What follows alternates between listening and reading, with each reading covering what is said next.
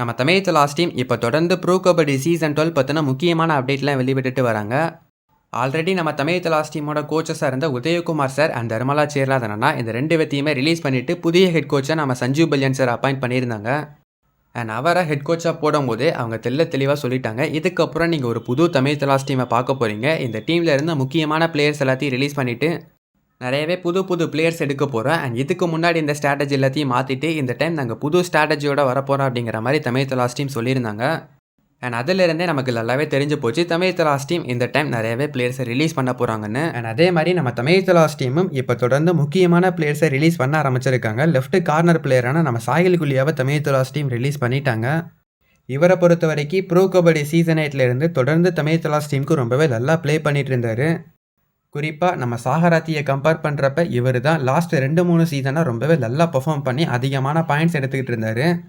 சாகராத்தி அப்பப்போ இன்ஜுரி ஃபீவர்னு சொல்லிட்டு நிறையவே மேட்சஸை மிஸ் பண்ணிகிட்டு இருந்தார். பட் இவர் தான் முதல் போட்டியிலேருந்து கடைசி போட்டி வரைக்குமே எல்லா மேட்சஸும் ப்ளே பண்ணி நல்லாவும் பெர்ஃபார்ம் பண்ணி தமிழ் லாஸ்ட் டீமுக்கு அதிகமான பாயிண்ட்ஸை டிஃபென்ஸில் ஸ்கோர் பண்ண பிளேயராகவும் இருந்தது இந்த சாகில் குலியா தான். பட் பிகேஎல் சீசன் 11ல் இவரை விட பெட்டராக ப்ளே பண்ணுறதுக்கு ஒரு பிளேயர் நம்ம டீமுக்கு கிடச்சிருந்தாரு. அதாவது நிதேஷ்குமார் லாஸ்ட் சீசன் ரொம்பவே நல்லா ப்ளே பண்ணிட்டு இருந்தார்.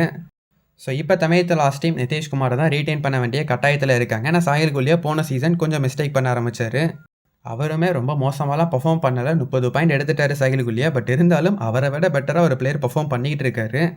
இப்போ சாகில் குலியாவை ரீட்டைன் பண்ணனா கண்டிப்பாக அது தமிழ் லாஸ்ட் டீமுக்கு ஒரு பிரச்சனை, அவருக்குமே ஒரு பிரச்சனை தான். ஏன்னா அவரை ரீட்டைன் பண்ணனா ரொம்பவே அதிகமான அமௌண்ட்க்கு ரீட்டைன் பண்ண வேண்டிய கட்டாயம் இருக்குது. ஏன்னா ஆல்ரெடி எங்கள் நிதேஷ்குமார் இருக்கார், அவரையும் ரீட்டைன் பண்ணி இவரையும் ரீட்டைன் பண்ணனா அதிகமான அமௌண்ட் நம்ம இதுக்குன்னே ஸ்பெண்ட் பண்ண வேண்டியது இருக்கும். அண்ட் அதே மாதிரி சாகில் குலியாவை பொறுத்த வரைக்கும் என்னதான் அவரை ரீட்டைன் பண்ணாலுமே இவர் பெஞ்சில் தான் உட்காந்துக்கிட்டு இருக்கணும் கடைசி வரைக்கும். ஸோ இவருக்கு சான்ஸ் அப்படிங்கிறது சுத்தமாக கிடைக்காது. ஸோ இப்போ வேறு டீமுக்கு போனார்னா கண்டிப்பாக ஆப்ஷனில் அவருக்கு ஒரு மிகப்பெரிய அமௌண்ட் கொடுத்து தான் எடுப்பாங்க. எடுக்கிறது மட்டும் இல்லாமல் அவரை ப்ளே பண்ணவும் வைப்பாங்க. ஸோ புது டீமுக்கு போனார்னா கண்டிப்பாக இதை விட இன்னமும் நல்லா பெர்ஃபார்ம் பண்ணுறதுக்கு வாய்ப்பு இருக்குது புது என்வரான்மெண்ட்குள்ளே போகும்போது. ஸோ இந்த டிசிஷனை பொறுத்த வரைக்கும் கரெக்டான. அதே மாதிரி தாங்க நம்ம மோஹித்தை பொறுத்த வரைக்கும் ப்ரோ கபடி சீசன் 8லேருந்து சீசன் 11 வரைக்குமே தமிழ் லாஸ்ட் டீமில் இருந்திருக்காரு. இதில் இந்த ப்ரோ கபடி சீசன் 11ல் அவர் எந்த மேட்சஸுமே ப்ளே பண்ணலை இன்ஜுரி காரணமாக. பட் அவர் ப்ளே பண்ண மற்ற சீசன்ஸ் எடுத்து பார்த்தோன்னா நிறையவே மேட்சஸ் தமிழ் லாஸ்ட் டீமுக்காக ரொம்பவே நல்லா ப்ளே பண்ணியிருக்காரு. பட் அதே சமயம் நிறையவே மேட்சஸ் எக்கச்சக்கமான அட்வான்ஸ் டேக்கிள் பண்ணி தமிழ் லாஸ்ட் டீமை தோக்கடிக்கவும் செஞ்சுருக்காரு. மிஸ்டேக் மேலே மிஸ்டேக் பண்ணி பல மேட்சஸ் தமிழ் லாஸ்ட் டீமை உதவங்க வச்சிருக்காரு இந்த மோஹித். பட் அதே சமயம் நிறையவே மேட்சஸ் இவர் ரொம்பவும் நல்லா ப்ளே பண்ணி கொடுத்துருக்காரு. குறிப்பாக அந்த பிகேஎல் சீசன் 9 எலிமினேட்டர் மேட்சஸை யாரும் மறந்துருக்க மாட்டீங்க. யூபியோட டீமுக்கு அகேன்ஸ்டாக ரொம்பவே நல்லா ப்ளே பண்ணியிருந்தார். அந்த டை பிரேக்கரில் பர்தீப் நர்வாலை அவுட் ஆக்குனது மட்டும் இல்லாமல் ரைடுக்கு போயும் ஒரு பாயிண்ட் எடுத்து கொடுத்து அந்த மேட்சை வின் பண்ண வச்சிருப்பாரு. ஸோ அதனால தான் தமிழ் லாஸ்ட் டீம் அந்த சீசன் செமிஃபைனல் போனாங்க. ஸோ இது வரைக்கும் தமிழ் லாஸ்ட் டீம் ஒரே ஒரு முறை தான் செமிஃபைனல் போயிருக்காங்க. பட் அந்த செமிஃபைனல் போகிறதுக்கான காரணம் இந்த மோஹித் அப்படிங்கிற ஒரு பிளேயர் தான். பட் அந்த ஒரு மேட்ச் பர்ஃபார்ம் பண்ணிட்டார் அப்படிங்கிற காரணத்துக்காக எல்லா மேட்சஸுமே இவர் உள்ளே வச்சுக்கிட்டு இருக்க முடியாது. நிறையவே மேட்சஸ் ஒரு சொதப்பி நம்ம டீமை தூக்கடிக்க வச்சுருக்காரு. இவருக்கு கொடுக்க வேண்டிய சான்ஸை தமிழ் லாஸ்ட் டீம் நல்லாவே கொடுத்துட்டாங்க. பட் அவர் கிடைச்ச சான்ஸை ரொம்ப நல்லா யூஸ் பண்ணிக்கிட்டாருன்னா அது கிடையாது. ஒரு சில மேட்சஸ் ப்ரூவ் பண்ணி காமிச்சிருந்தாலுமே நிறையவே மேட்சஸ் ரொம்பவே மோசமாக தான் ப்ளே பண்ணியிருக்காரு.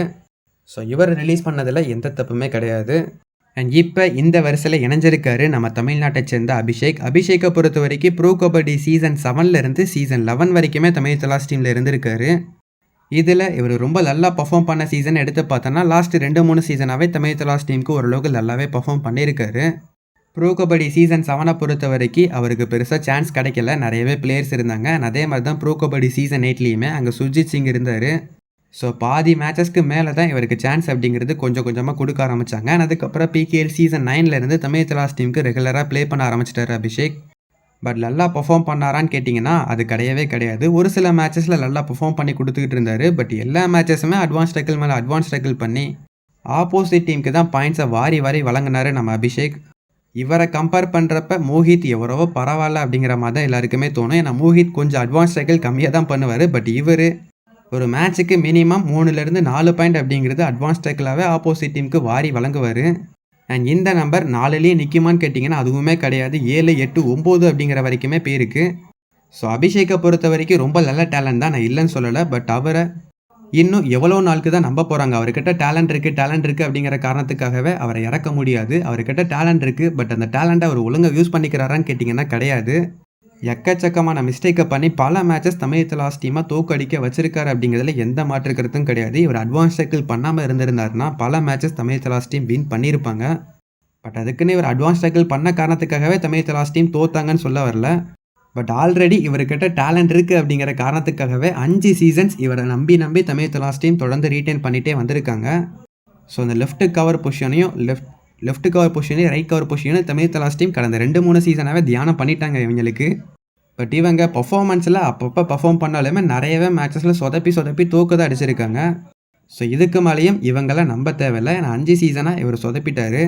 ஸோ இதுக்கு மேலேயும் இவர்கிட்ட டேலண்ட் இருக்குது அப்படிங்கிற காரணத்துக்காக இவருக்கு வாய்ப்பு கொடுக்க முடியாது. இவரை ரிலீஸ் பண்ணுறது ரொம்ப நல்லது. ஸோ இதை பொறுத்த வரைக்கும் ரொம்பவே கரெக்டான டிசிஷன் தான். அண்ட் இப்போ தான் தமிழ் லாஸ்ட் டீமோட பல ரசிகர்கள் ரொம்பவே ஹாப்பியாக இருப்பீங்க. அபிஷேக்கை ரிலீஸ் பண்ணிட்டாங்க, மோஹித்தையுமே ரிலீஸ் பண்ணிட்டாங்க. பட் என்ன ஒரு கஷ்டம்னா சாஹில் குலியா வெளியே போனது தான் கொஞ்சம் கஷ்டமாக இருக்குது. ஏன்னா அவர் ரொம்பவே நல்ல பிளேயர், தமிழ் லாஸ்ட் டீமுக்கு நல்லாவும் பர்ஃபார்ம் பண்ணி கொடுத்துருக்காரு. பட் இருந்தாலும் வெளியே அனுப்ப வேண்டிய கட்டாயம் நிதிஷ்குமார் வந்துட்டார். ஸோ நிதிஷ்குமார் இருக்கிறப்ப இவரை உள்ளே வச்சுக்கிட்டோன்னா அது நமக்கு தான் வேஸ்ட்டு, அண்ட் அவருக்குமே அது ஒரு வேஸ்ட்டு. ஸோ வெளியே போனார்னா இன்னும் அதிகமான அமௌண்ட் கிடைக்கும். ஸோ மற்ற டீமுக்குமே நல்லா பர்ஃபார்ம் பண்ணுவார். இப்போதைக்கு நம்ம தமிழ் லாஸ்ட் டீம் சாஹில் குலியா, மோஹித், அபிஷேக் அப்படிங்கிற இந்த 3 பிளேயர்ஸை ரிலீஸ் பண்ணிட்டாங்க. இதற்கப்புறமும் நிறையவே பிளேயர்ஸை தமிழ் லாஸ்ட் டீம் ரிலீஸ் பண்ண போகிறாங்க. குறிப்பாக சச்சின் தன்வரை தமிழ் லாஸ்ட் டீம் ரிலீஸ் பண்ணிடுவாங்க. அண்ட் சந்திரஞ்சித்தையுமே தமிழ் லாஸ்ட் டீம் ரிலீஸ் பண்ணிடுவாங்க. அண்ட் ஆஷிஷ் மாதிரியான பிளேயர்ஸையும் தமிழ் லாஸ்ட் டீம் ரிலீஸ் பண்ணிடுவாங்க. அண்ட் இந்த லிஸ்ட்டில் நம்ம சாகராத்தி, மொயின் சஃபகி மாதிரியான பிளேயர்ஸ் வந்தாலும் ஆச்சரியப்படுறதுக்கு கிடையாது. ஸோ யாரை வேணால் எப்போ வேணால் ரிலீஸ் பண்ணி தமிழ் லாஸ்ட் டீம் நமக்கு ஒரு மிகப்பெரிய ஷாக் கொடுக்கலாம்.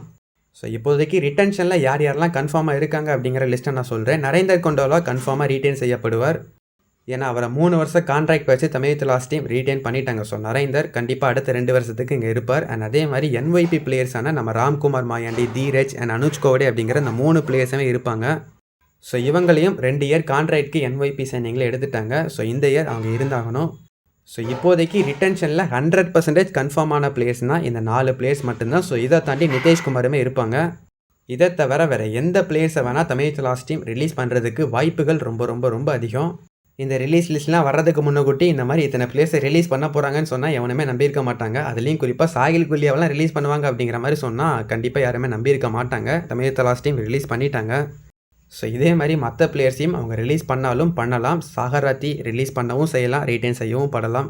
ஸோ என்ன வேணால் நடக்கலாம். அதை பற்றின அப்டேட்லாம் தெரிஞ்சுக்கணுன்னா மறக்காமல் நம்ம சேனலை சப்ஸ்கிரைப் பண்ணி வச்சுக்கோங்க. அடுத்தடுத்த release and retain and bro kabaddi season 12 பற்றின ஒவ்வொரு அப்டேட்டுமே நம்ம சேனலில் வந்துக்கிட்டே இருக்கும். ஸோ தெரிஞ்சுக்கிட்டுனா சப்ஸ்கிரைப் பண்ணிக்கோங்க. தேங்க்யூ ஃபார் வாட்சிங்.